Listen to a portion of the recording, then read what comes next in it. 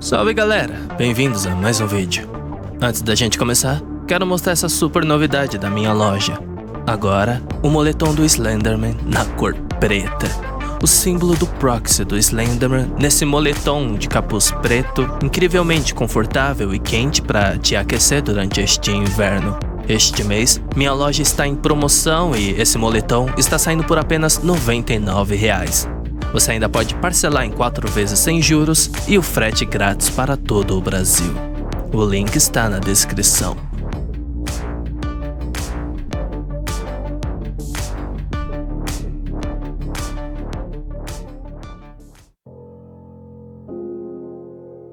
Algo não está certo. Eu estava na metade do meu turno noturno de segunda-feira, sentado atrás do balcão do caixa, comendo um sanduíche e refletindo sobre os processos de pensamentos que me levaram a essa conclusão perturbadora. Algo estava me incomodando e eu não conseguia descobrir o que era. Por que estou tão ansioso agora? Meu subconsciente se agarrou espontaneamente a algum pequeno detalhe dentro do posto de gasolina que não estava como deveria estar. E eu não conseguia decidir o que era pior. O pensamento misterioso e incômodo que estava indo para a cidade no fundo da minha mente como uma pomerânia excitada em uma fábrica de travesseiros, ou o fato de que algo nesta sala comigo era ruim o suficiente para ainda ser registrado na minha escala de estranheza. Não quero parecer que estou me gabando quando digo isso, mas já vi algumas coisas bizarras no posto de gasolina de merda na periferia da cidade. Já vi coisas que legitimamente fizeram homens adultos perderem a cabeça. Ouvi dizer que o pobre Arnold ainda não sai de casa sem um colete de segurança e seu apoio emocional, uma Falcon .50 gritante. O que quero dizer é que provavelmente estou um pouco insensível quando se trata do que um cidadão comum pode considerar anormal. Mas isso, seja lá o que fosse, me deixou particularmente perturbado. Mas o que é isso? É difícil colocar em palavras exatamente como me senti. Você já entrou em uma sala e imediatamente se esqueceu do que pretendia fazer? Era quase assim, só que pior. Era uma coceira mental que eu não conseguia coçar mentalmente. Como uma dor em um membro fantasma, eu estava tendo uma desconexão entre meu consciente e meu subconsciente. Provavelmente, mais um efeito colateral adorável da minha insônia crônica. Tentei refazer as migalhas de pão. Eu tive uma ideia e esse pensamento me incomodou. Na verdade, eu não consideraria exagero dizer que o pensamento me abalou profundamente. Mas quando tentei trazer esse pensamento para o primeiro plano da minha mente, ele simplesmente não estava mais lá. Meu cérebro estava com falhas. O telefone da loja tocou. E mesmo que fosse no meio da noite e eu não estivesse esperando um telefonema e a maioria dos telefonemas para o estabelecimento fosse de um psicopata perturbado determinado a me torturar até a morte depois que eu atirei no estômago dele, eu atendi porque isso faz parte do meu trabalho e sou um funcionário decente. Alô? A voz do outro lado era profunda e sonora como a de um narrador de um trailer de filme. São 4:30 da manhã, Jack. Você sabe onde estão meus filhos? Hey, Jerry. Ele abandonou sua voz falsa. Hey, e aí, como você está? Não muito bem. Você ou Rose mudaram alguma coisa antes de eu começar a trabalhar? O que você quer dizer? O posto de gasolina parece diferente e não consigo identificar exatamente o porquê. Parece que você tem o que os franceses chamam de "ce tradutor ne fonctionne pas correctement". Não sei o que isso significa, mas tenho certeza de que está errado. Rose tentou limpar o local? Você reorganizou a exibição dos gnomos do gramado novamente? Em primeiro lugar, eu nunca toquei nos gnomos. No entanto, acendi alguns incensos e velas para realinhar meus chakras. Mas então, Rose tentou borrifar um pouco de desinfetante para cancelar o cheiro porque a estava incomodando. Mas então, o spray desinfetante atingiu uma das minhas velas acesas e descobrimos que era inflamável e, acidentalmente, fizemos uma grande bola de fogo. E então, prendemos a lata spray em um isqueiro para criar um lança-chamas de pobre e o levamos para a frente para experimentá-lo e queimamos algumas melancias. Foi muito legal. Me desculpe, qual era mesmo sua pergunta? Deixa pra lá. Por que você está me ligando? Então, eu queria contar que a Coca-Cola fazia um refrigerante com um sabor chamado Coke Black e acabei de encontrar uma caixa inteira deles. Além disso, preciso saber a que horas devo chegar no trabalho hoje. Verifiquei a escala e informei que ele tinha o dia de folga, ao que ele respondeu: "Ah, que feijão!" e desligou. Dei outra mordida no meu sanduíche e olhei ao redor da sala em busca de algo visivelmente fora do lugar. Mas nada me ocorreu, figurativamente ou literalmente. Bem, talvez isso tenha a ver com o fato inegável de que as alucinações têm piorado. Por um tempo, imaginei que as coisas não estavam tão ruins. Em momentos totalmente otimistas, cheguei a considerar a possibilidade de estar melhorando. Mas na última semana, provou que não era esse o caso. A última semana provou que as alucinações estavam de volta e vieram para ficar. Na noite de segunda-feira, notei uma estranha nuvem negra pairando no canto mais afastado da loja. Não tinha um formato ou tamanho além de uma bolha amorfa maior do que uma sacola de pão. Observei enquanto ele flutuava pelos corredores, mudando de tamanho e forma como se estivesse respirando, com tentáculos pretos e esfumaçados que se expandiam da massa flutuante para agarrar as vitrines. Ele pegou um saco de batatas fritas, uma lata de sardinha e os absorveu. Depois parou e pendurou-se imóvel perto das portas. Ei, você sabe que tem que pagar por isso, certo? Eu gritei, fazendo com que a nuvem negra continuasse flutuando. Ele parou a uma saída de ar no teto e começou a encolher e encolher. Eventualmente, todo seu corpo desapareceu através das fendas de metal das vias aéreas de ventilação. Escrevi os comprovantes de perda de estoque e, em motivo, marquei a caixa ao lado de roubo e escrevi uma nota a lápis: nuvem negra gigante. Depois, passei alguns minutos desenhando um esboço da coisa para postar em nosso mural de não atender essas pessoas. As coisas não estavam ruins durante o dia ou quando não estava sozinho. Mas durante aqueles longos períodos em que a maioria das pessoas dorme, o mundo fica estranho. Durante meu turno de terça-feira, juro que vi um pequeno bando de gnomos de gramado arrastando um gambá pelo rabo para dentro da caixa de bebidas. Mas quando cheguei à esquina e atravessei a loja, eles não estavam em lugar nenhum. Mais tarde naquela noite, meu velho amigo, Tom, veio me visitar. Seu cabelo branco, puro e rugas em expressão estavam começando a mostrar quantos anos ele estava envelhecendo. Ele bebeu uma xícara de café preto e conversamos sobre tudo o que havia acontecido desde que ele se aposentou do emprego na delegacia. A coisa do Natal, Boo, o parque itinerante. Ele perguntou como estava seu substituto. O Brian está aguentando firme. Acho que ela finalmente está começando a aceitar que nem tudo no posto de gasolina fará sentido.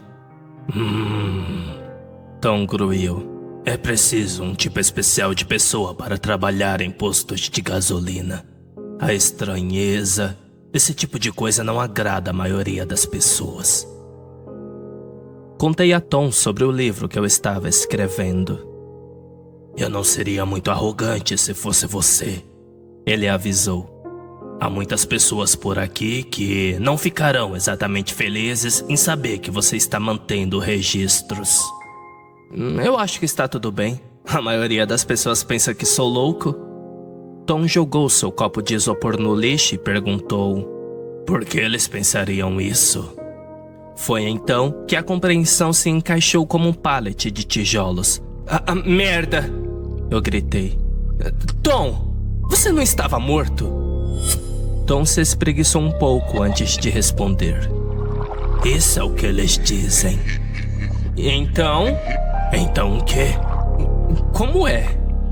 Tom me lançou um olhar triste e respondeu. Estar morto é muito parecido com sonhar. Às vezes é bom, às vezes é ruim, mas na maioria das vezes você nem percebe que está fazendo.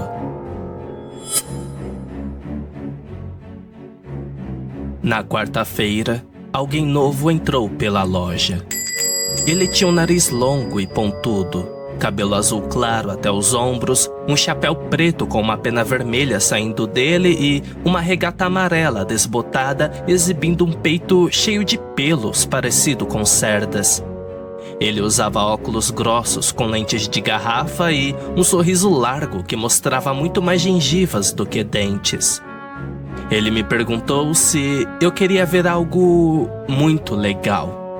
Eu disse que não, mas ele me mostrou mesmo assim, levantando uma gaiola e colocando-a no balcão com um alto e triunfante voilá! Dentro da jaula havia um pequeno elefante vivo, do tamanho de um cachorro. Ele olhou para mim e fez um piado agudo antes de enfiar sua tromba em miniatura em um dos pires de alpistes e enfiá-los em sua boca minúscula e assustadora. Ok, eu disse. Bem, e o que você acha? Sobre o quê? Minha criação, ele exclamou. Não sei, é muito estranho. Não vejo qual sentido de ter um bebê elefante. Ai, não é um bebê, é uma miniatura. Ele fechou os olhos e esfregou as têmporas. Seu sorriso desapareceu. Ai, você sabe quanto tempo eu levei para criar esta coisa? Desculpa, eu não queria ferir seus sentimentos. Não, está tudo bem. Eu só não sei o que estava pensando. Tudo o que eles fazem é comer e fazer cocô. Eles não são bons para o trabalho agrícola. Tentei cozinhar um, mas tem gosto de almôndegas feitas de cartilagem e couve-flor. Você sabe o que é, né? Esqueça. Ele pegou a gaiola com as duas mãos e se virou para sair. Quando ele saiu da loja, notei que ele estava vestindo um maiô listrado de vermelho e branco e chinelos. No dia seguinte é que o pensamento finalmente me ocorreu. Provavelmente nada disso foi real. Na quinta-feira, absolutamente nada de estranho aconteceu na quinta-feira. Às vezes isso acontece. O Brian me disse antes do meu turno começar na sexta-feira que eles encontraram o que restavam de Bull Covilon caído no meio da rua, a alguns quilômetros do posto de gasolina. Por um lado, esta é uma boa notícia. Isso significava que Bull provavelmente não tentará me matar novamente. Por outro lado, se seu corpo voltou, significa que o portal para o inferno deve ter sido reaberto. Não sobrou muita coisa dele além de um esqueleto chamuscado, e eles tiveram que identificá-lo pelos registros dentários. Oficialmente, eles estão optando pelo suicídio. Sinto que os responsáveis nem estão mais tentando fazer os encobrimentos. Sábado foi um bom dia. Sábado era o dia que eu esperava há meses. Os médicos me disseram para ir com calma e não exagerar no meu primeiro dia. Sem cambalhotas ou pulos, nada de esportes por um tempo.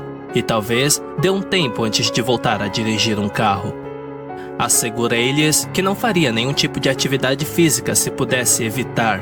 E silenciosamente esperei que não precisasse fugir de ninguém. Ou fugir de alguma coisa tão cedo. Rosie apareceu para trabalhar cerca de 15 minutos antes do início do seu turno com um grande e animado sorriso no rosto e correu até o balcão onde eu estava sentado.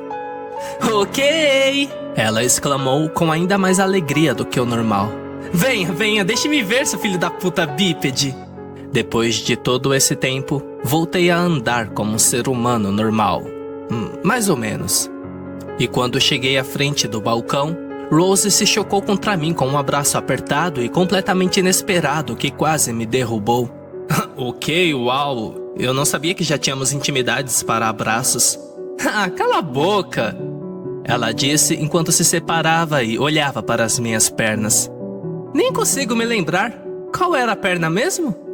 Antes que eu pudesse responder, Jerry apareceu do nada e jogou um cartão de papel no balcão ao nosso lado e disse: assinem este cartão que fiz para o Mel.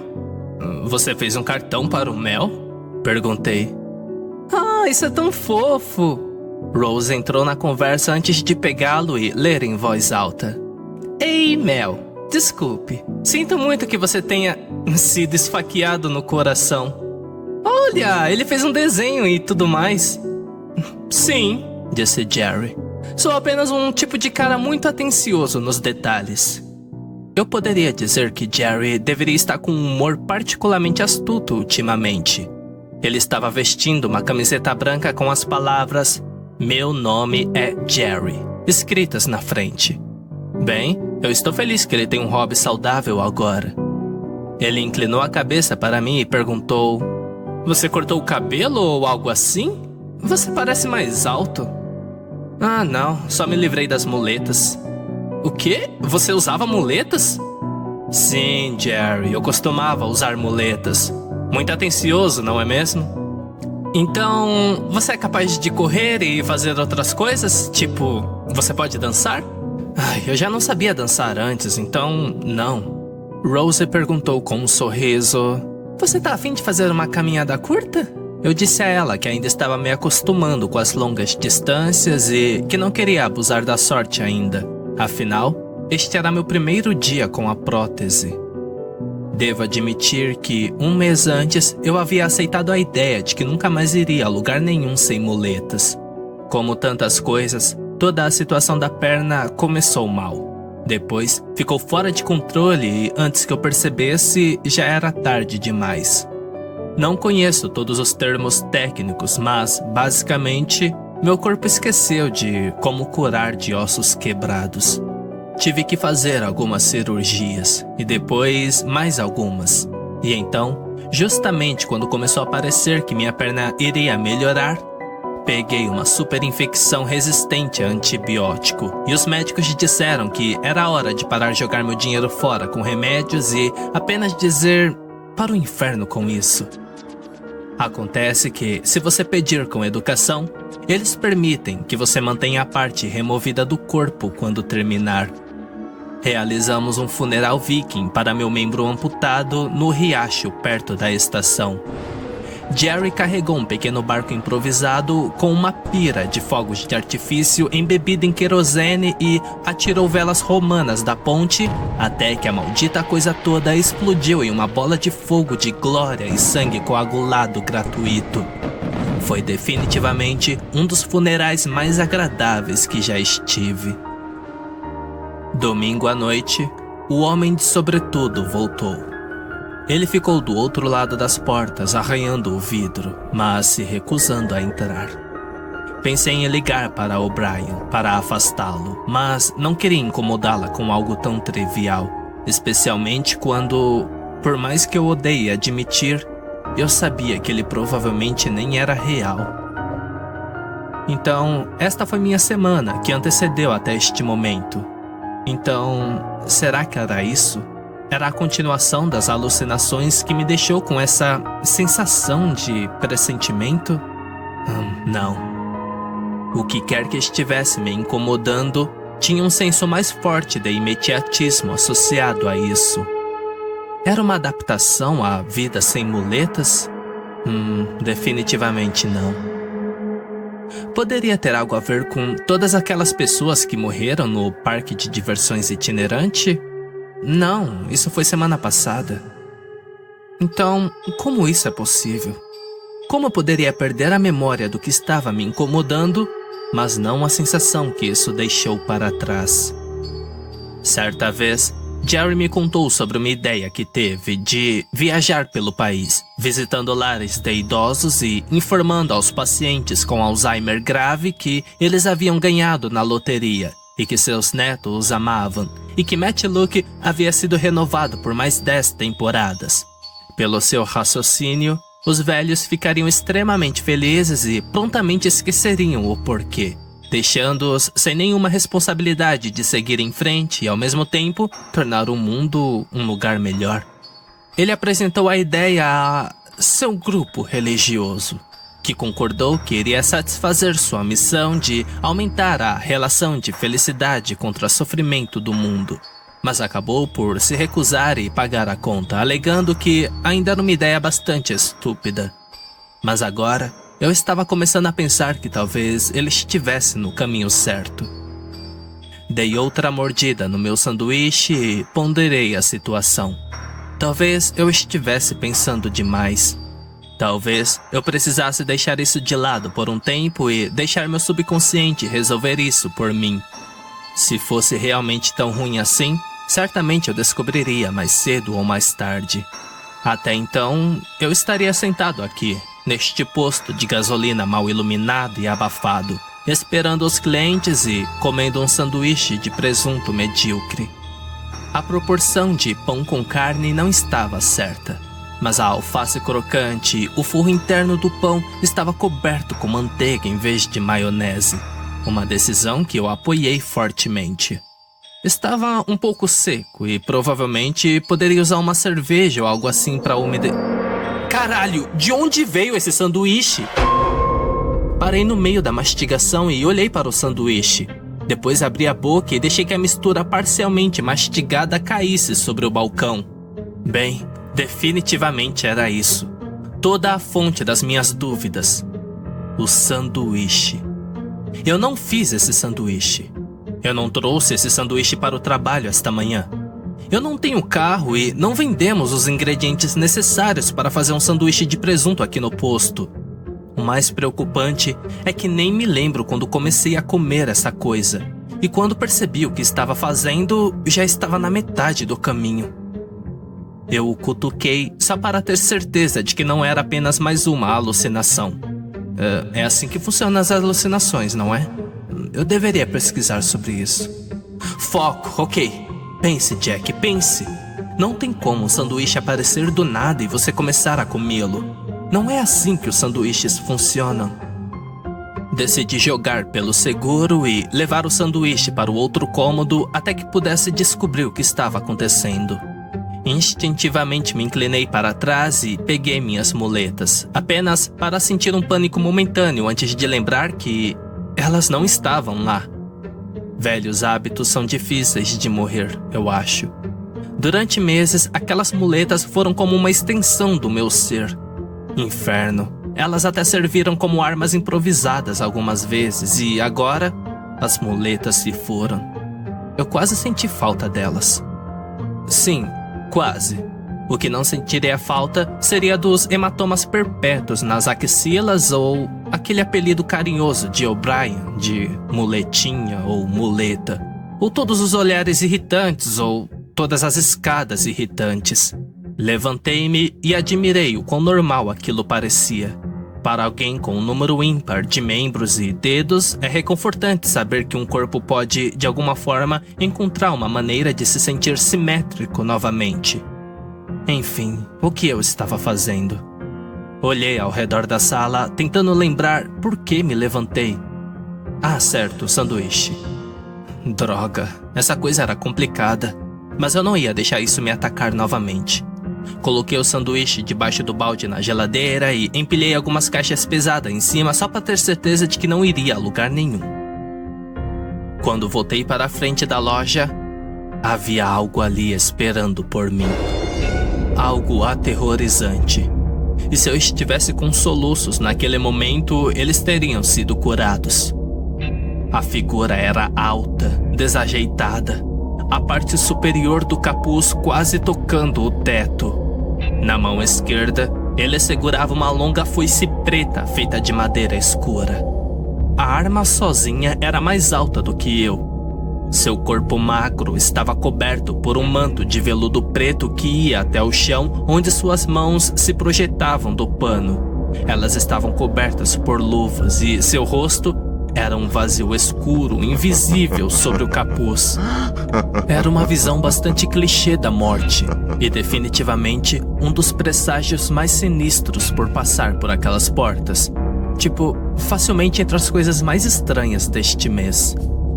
Eu me recompus, me confortando ao perceber que isso provavelmente era apenas uma outra vivida alucinação. Mas só por preocupação, caso não fosse, eu deveria tentar ser um bom representante de atendimento ao cliente.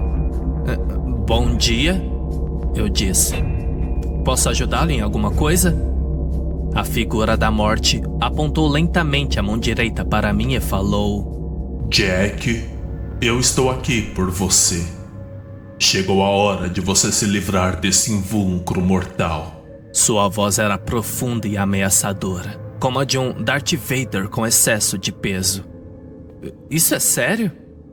Temo que sim. Oh, bem, isso é uma droga. Foi o sanduíche? Sim, na verdade foi o sanduíche. Droga. A morte virou a mão e estendeu-a para mim. Venha, Jack. Você se saiu bem no seu tempo neste planeta. Mas agora deixaremos a Terra para os vivos. Espere aí, eu disse. Eu não posso jogar um xadrez por você pela minha vida ou algo assim? Isso não é uma das aventuras fantásticas de Bill e Ted. Ele retrucou. Estou com uma agenda um pouco apertada aqui. Hey, eu não estou tentando incomodar nem nada. Eu simplesmente não esperava morrer de forma tão sem graça, sabe? Depois de tudo que passei, tinha certeza que haveria algum tipo de monstro estúpido envolvido. Sim, estou ciente de sua história. Estou observando você há algum tempo. Você e mim temos sido como dois navios passando durante a noite, mas nunca perto o suficiente para nos conectarmos até agora. Olhei ao redor da loja em busca do meu próprio cadáver, na esperança de descobrir que não estava morto de bruços com um sanduíche misterioso. Quando eu não conseguia me ver em lugar nenhum, mais uma vez tive aquela sensação incômoda de que algo não estava certo. Eu tinha acabado de me livrar dessa sensação. Ei, onde está meu corpo? Este mundo é apenas um meio-termo, um objeto fora das suas 7 dimensões. Num esforço para tornar sua viagem mais palatável, criei esta realidade a partir de suas memórias. Você não encontrará nada aqui que já não exista em sua mente além de você e mim. Ai, não seria além de você e eu? O quê? Olha, não quero parecer pedante nem nada, mas se você é a encarnação literal da morte, não deveria falar o português perfeitamente? Tipo, onde você aprendeu a falar? Por que você não está falando em latim, aramaico, grego ou algo assim? Você entendeu o que eu quis dizer, Jack? Sim. Então pare de bancar o idiota sobre isso, ok? Desculpe. Ninguém gosta de um nazista gramatical, Jack. Eu já disse que sinto muito. Ele ainda estava com a mão estendida, mas eu não estava exatamente pronto ou ansioso para ir. Ele finalmente baixou o braço e se virou para a porta dizendo: Chegou a hora. Vou levá-lo para o outro lado, onde você se reunirá com aqueles que partiram antes de você. Espere aí, eu disse. Eu tenho muitas perguntas para você. Qual era o problema com o pirilampo que Rita comeu? Quem é o homem de sobretudo? O que aconteceu com o metamorfo? A morte soltou um suspiro longo e irritado e disse: Olha, cara, não sei a resposta para nenhuma dessas coisas, certo? Eu tenho um emprego. Eu te levo para o outro lado. Você pode fazer todas as suas perguntas para quem estiver lá. Mas precisamos nos mover. Você tem ideia de quantas pessoas morrem todos os dias? Literalmente milhares. E eu tenho que transportar cada um deles para o outro lado. Então, podemos continuar com isso enquanto você ainda está relativamente fresco? Ele segurou a porta para mim e eu passei, imaginando como os outros reagiriam ao encontrar meu cadáver aqui no posto de gasolina. Não é como se eles não tivessem tido o suficiente para se prepararem, mas ainda assim vai ser uma droga. Neste meu momento final conectado ao mundo que conheci, a única coisa que conseguia pensar era em Rose, Jerry e O'Brien. E então, pouco antes de afastar egoisticamente estes pensamentos, me lembrei de outra pessoa. Lembrei-me dela. Estremeci ao pensar nela aparecendo no meu funeral. Eu nem percebi, mas parei de andar 10 passos lá fora. A morte colocou a mão quente em meu ombro e tentou me empurrar suavemente para a frente, mas me virei para encará-lo. Eu tenho mais uma pergunta. O quê? Ele gritou. O que vai acontecer com as pessoas que deixei para trás? Você deveria estar preocupado com aqueles que já partiram. Tom, Carlos, Vanessa, todos os cachorrinhos fofos que já morreram. Eles estão todos esperando por você do outro lado. Espere, eu disse, olhando para o rosto sombrio da morte. Carlos não está morto. Ele não está? Não. E é muito estranho que você não saiba disso. Isso meio que coloca uma suspeita em tudo que você disse até agora. Ei, olha ali, disse a morte, apontando com sua foice para uma van verde, sem janelas, estacionada ao lado das bombas de gasolina e com o motor ainda ligado. É a sua carruagem para o outro lado. Minha o quê? Isso? Perguntei.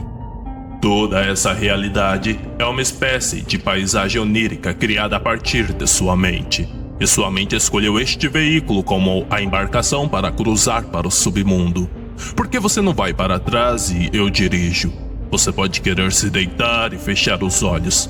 Se estiver abafado, fique à vontade para tirar a camisa. Naquele momento, a viatura de O'Brien entrou no estacionamento na velocidade da luz e parou bruscamente a poucos metros de distância. Ah, merda! Isso é sério! A morte sussurrou para si mesmo. O que está acontecendo? Eu perguntei. O'Brien também morreu? Ela saiu do carro e casualmente sacou a arma e disse: Hey, Jack, o que está acontecendo aqui? A morte se interpôs entre nós. Me encarou de costas e disse: Jack, essa mulher não é realmente Amélia O'Brien. Ela é uma manifestação do seu desejo de permanecer acorrentado a este lugar. Você não deve acreditar em nada do que ela diz ou ficará preso aqui para sempre. Como um fantasma? Eu perguntei. Precisamente. Por que você não me disse que essa era uma opção desde o início da conversa? Eu adoraria ser um fantasma do posto. O'Brien me chamou novamente. Jack, está tudo bem? Tentei ligar na loja, mas as linhas caíram. A morte me empurrou com força em direção ao veículo que me esperava e gritou: Calhe a boca e entre na porra da van, Jack. Hey! Gritou O'Brien. A morte virou-se para ela e disse: O que você está fazendo aqui, senhora? Metendo o nariz onde não pertence. Tudo estava funcionando perfeitamente até você aparecer. Senhor, eu vou ter que pedir para que largue essa foice estúpida e se afaste do atendente magrelo antes que eu atire. Se realmente não era O'Brien, era uma representação muito boa do meu subconsciente. A morte gritou: Eu não vou deixar você estragar isso. Então, ele ergueu a foice e atacou. O'Brien nem sequer vacilou antes de disparar seu taser e encher o ceifador com 50.000 volts de incapacitação neuromuscular. Ele caiu no chão e começou a se debater como um peixe epilético na discoteca. É algum amigo seu? O'Brien perguntou com uma única sobrancelha levantada. Lentamente, percebi que esta provavelmente não era a verdadeira morte. Acontece que o homem com a elaborada fantasia de ceifador era apenas mais um fã obsessivo do meu blog que me localizou. Seu nome era Greg Walton, e ele veio da Califórnia até aqui depois de roubar sua roupa de um teatro comunitário em sua cidade natal que a usou como fantasia para o fantasma do Natal futuro. O interior de sua van continha fita adesiva, óleo de massagem e vários cadernos cheios do que posso descrever como ficção erótica sobre mim e outros funcionários do posto de gasolina. Ele até incluiu alguns desenhos de quadrinhos e esquetes e alguns deles não eram tão ruins. O Brian foi até a área para verificar como Jerry estava depois de uma ligação beliberante de bêbado. Ela estava preocupada que ele pudesse ter tido uma overdose de alguma nova droga de rua chamada Coca-Cola Black. Depois de encontrá-lo vivo e estúpido, ela tentou entrar em contato comigo apenas para descobrir que alguém havia cortado as linhas telefônicas do posto de gasolina. Foi quando ela veio e encontrou Greg tentando me enganar na traseira da velha van do pai dele. Suas reais intenções eram uma incógnita, mas prefiro nem pensar nisso. E aliás, nunca descobrimos de onde veio aquele sanduíche. Atenciosamente, Jack, do posto de gasolina.